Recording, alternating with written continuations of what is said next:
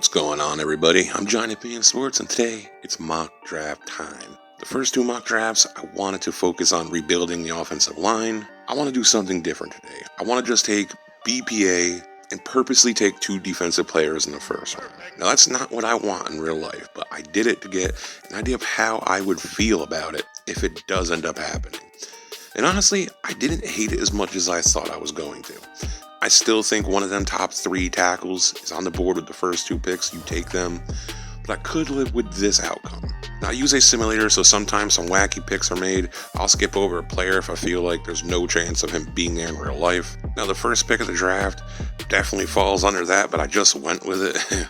I wasn't going to pass it on him, and I know nobody's expecting him to drop to 5, but I do think there is a slight possibility, maybe 10-15% chance. But with the 5th pick in the first round, I chose Aiden Hutchison, edge rusher from Michigan.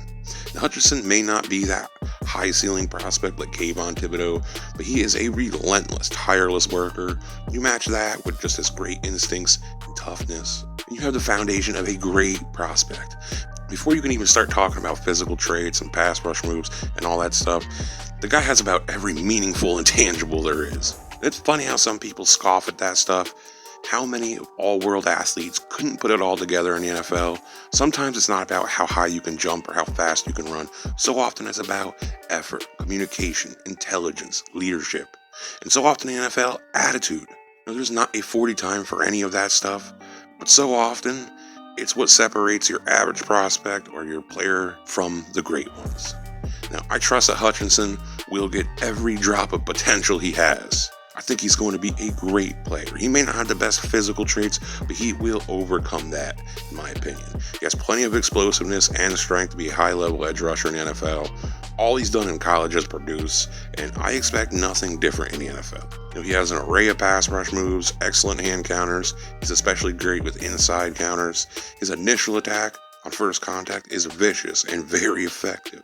To the untrained eye, it looks like it's the same move over and over, but it has the ending is the same. It's just him powering through, pushing to the quarterback.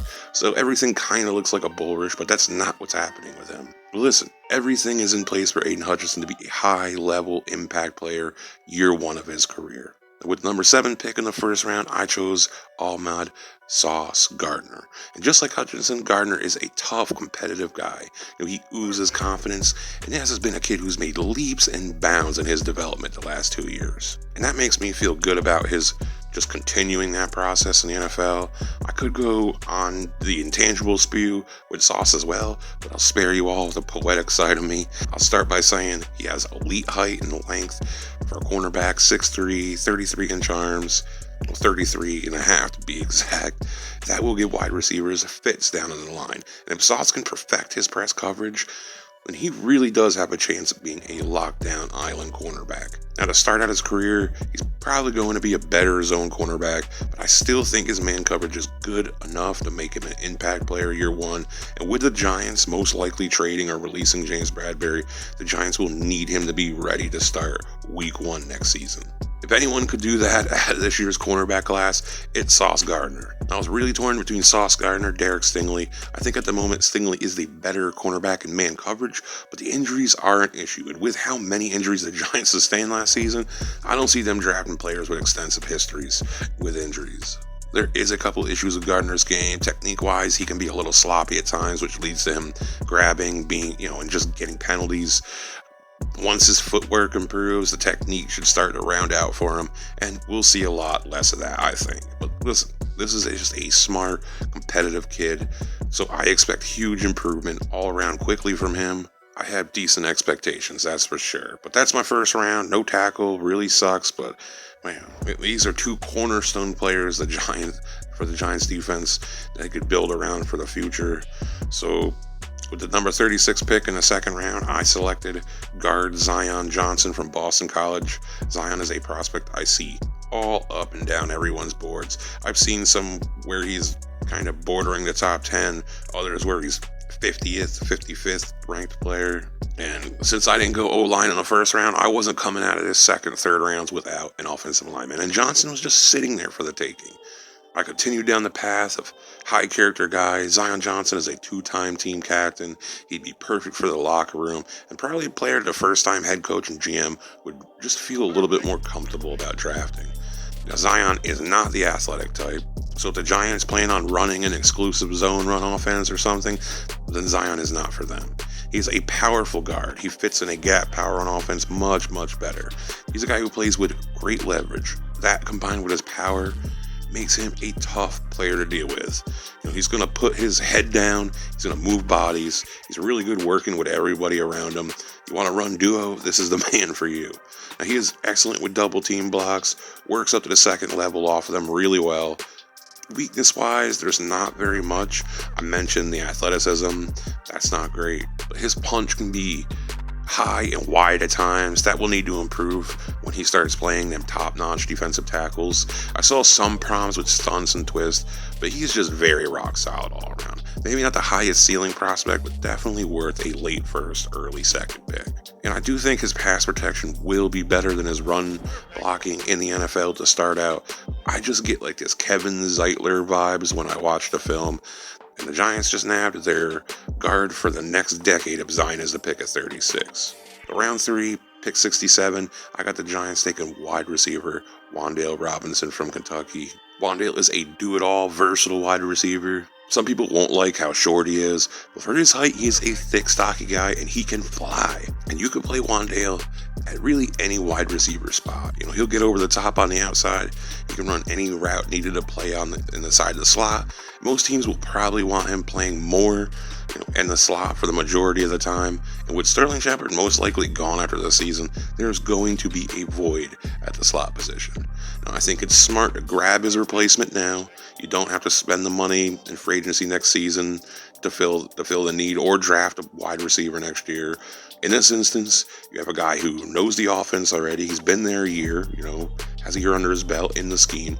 It just makes so much more sense to me. Also, Wandel can do all that gimmicky stuff that Dable will probably run here. You can line him up at running back. You can run sweeps and screens. He's just a weapon. And him and Kadarius Toney on the same team would be frightening. They are very similar players. This is the first time I've elected to go wide receivers in any of my mock drafts, and I think I'm content with my choice here. The Giants fill a hole that's going to be there next year. Let's go. Let's get it. Now, with the 81st pick in the 3rd round, I chose tight end Charlie Kohler out of Iowa State. Kohler is your typical big, long, new age tight end. Now, this guy is very much a Jimmy Graham-esque type of player. He can block out defenders in the end zone. I think he's got a shot to be the best receiving tight end in this year's draft. Actually, I'm banking on it. And there's a bunch of solid tight ends this year. One thing I know for sure is Kohler will have the best hands in the draft. Hands down. See what I just did there? I think he's got better hands than even any of the wide receivers in this draft. And this is the smartest kid as well. Kohler was the winner of the William V. Campbell Trophy. That's like the Heisman Trophy for the super intelligent. So, elite intelligence, elite hands, elite measurements, these 6'7", 35-inch arms. And on top of all that, he's solid in the run game. The only thing missing in his game is just more aggression. I need him to run a little more hot. And even if he never plays like that, I still think he's going to be a quality tight end. You're probably looking at an average player. But with a late 3rd round pick, I'll take an average tight end and a true red zone target. This kid's got tons of talent. Bring him in. Now, with the 108th pick in the 4th round, I chose tackle Max Mitchell out of Louisiana. I was surprised to see Mitchell drop to 4th, and I just had to snag him. This is a guy I have an end of the 2nd round grade on. Now, he's not the stockiest tackle, but he's got elite length and height. By reports, he's a leader in the locker room. He may only be 300 to 310 pounds, but he is tough for his size. This is a kid who's technically crafty. He's got a really nice punch. It's a stunner, and it will be a good tool for him to use as he learns how to be an NFL player. Now, he's that slimmer, more athletic type, so a zone offense will be great for him. And listen, there is just a really big need for them type of guys in the league right now. We're seeing more and more offenses start to run that zone stuff. And something the Giants have wanted to run more, but just really haven't had the personnel. But I don't think it's end-all be-all for him. I think he can bulk up, add power, and you can really play him in any kind of scheme you want him to. But that's something that's going to take time. There's a reason he did everything at the combine but the bench press. If he's put in the right situation, I think he could start almost right away, but he's probably a swing tackle year one and a second-year starter. Now, with the 145th pick in the 5th round, I chose running back Wandel Robinson Jr. out of Alabama. This is a guy who's built like a brick shithouse. Like, I think he'd be a great change of pace running back. He's the opposite of Barkley. He's going to find a gap, hit it. He's not going to dance around a lot. He'd be great for short yardage situations and a back you can use in the red zone. He's not all just power either, though. Like, he ran a low 4.5 40, so if you can pop him out in the open field, he's fast enough to have a foot race with a defense and run in a long touchdown. But he is more fight than flight, as the football people would say. He's going to need to speed up his processing behind the line. But honestly, like, you could just say that about all running backs coming out of college. And listen, New York is a cold weather team. The second half of the season in the playoffs, you need a running back like Robinson, pure and simple. He will wear down a defense. I think this is a perfect fit for him behind Barkley, and also maybe he can develop someday into just more than a change of pace running back. And with the 170th pick in the 5th round, I went with Leon O'Neal, safety out of Texas A&M. O'Neal is a big, strong safety who I'd like to see come in and play that strong safety role that Peppers has filled the last few years. Now, there's some issues in his game, but we are in the 5th round here, and O'Neal does have NFL traits that help him develop into a much better player than he is at the moment. By all reports, he loves football, he's a hard worker, and his effort is top-notch. He has shown improvement. You don't want him playing one high on the defense, but I actually like his zone coverage. He seems like he understands passing lanes and route combinations. And if you put the ball near him, he's shown he has great hands for a safety. He's not dropping interceptions. But what I'm really interested in is just his run defense. You can see he loves just run down in the box and smack running backs. There is no quitting him, zero hesitation, no matter who's carrying the ball.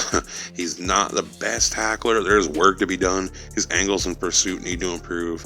Better body control overall. He's a little stiff, so he's got to figure that out. But I love his attitude and just his want to. I think he'd be a great fit and a safety unlike any other on the roster. Now, with the last pick, the 181st in the 6th round, I chose Lucas Kroll, tight end out of Pitt.